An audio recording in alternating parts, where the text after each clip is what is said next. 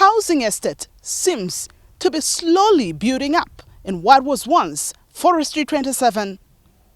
This area remains under contention, and the tribunal has since been called to establish the circumstances under which it was degazetted, and later plots issued to several people that had begun construction works.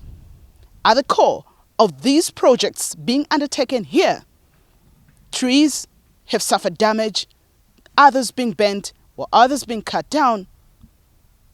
These developments have had a huge impact on the underground water, as some wells have already begun to dry. Those who have settled closer to this area now fetch for water from developers. The area seemed to have been well planned, with roads clearly in gravel state, and Zesco pole lines already mounted. Research has shown that trees help preserve and manage water in several ways. Leaves intercept and store an amazing amount of water.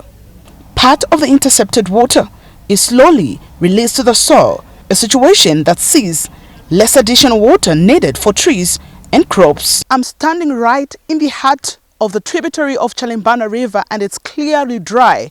Now, under normal circumstances, one would think that water levels would reach this height, and probably if I were to stand here, I would probably drown. And this is not a case. We cannot talk about water in this particular place, as it is evidently seen to be completely dry. Robert Chimambo, an environmentalist, is concerned that if this move is not reversed, the country is yet to face a disaster in as far as water management and development is concerned. The president says don't build next to waterways. You remember this statement he made? Yeah, the same thing was happening in Kenya, and they had floods. Uhuru said, come on, they smashed them. So there's a precedent. So what we are saying, the President Lungu, please go further. Yes, policy statement is good, but you have some rotten technocrats. They won't implement your general policy directive. Go in now, pinprick, and say, forest yakuti, regazetted, anybody there must get out. And that's what President Chiluba did. So this is what we can say. So if we don't do this, the water table is going to get down. We may have another drought. We are in trouble.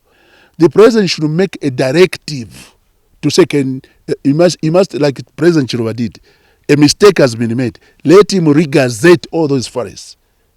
That is for the future. He will leave a better legacy, but saving the future for water. Let him cancel all these surreptitiously, crooked decisions which have been made to degazette forests F27 and all the others. Let him cancel. In his address to Parliament, President Edgar Lungu directed the Ministry of Lands as well as the Zambia Environmental Management Agency and the Forestry Department to ensure that no construction works are done adjacent to water resources. From today henceforth, I shall not see a house or indeed a factory being built adjacent to our water resources, depriving the majority of other Zambians of usage of this resource. Will the degazation of this particular forest turned into a residential place be reversed and these structures that have been built demolished? Action is what the Zambians will wait to see. Mwapek Mwenda, Prime TV News, Lusaka.